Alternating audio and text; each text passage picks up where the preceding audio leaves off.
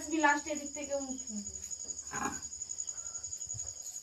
মা কি করছো? এই তো ডাল ভাঙছি, দেখতে পাচ্ছ না?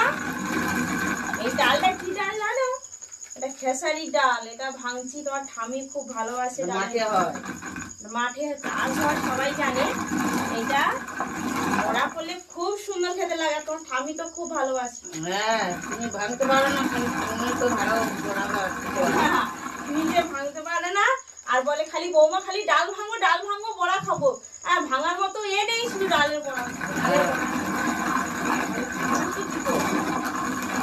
কি করবে? খাওয়ার জন্য সবকিছু ঠিক আছে, এর এখন কত কাজ।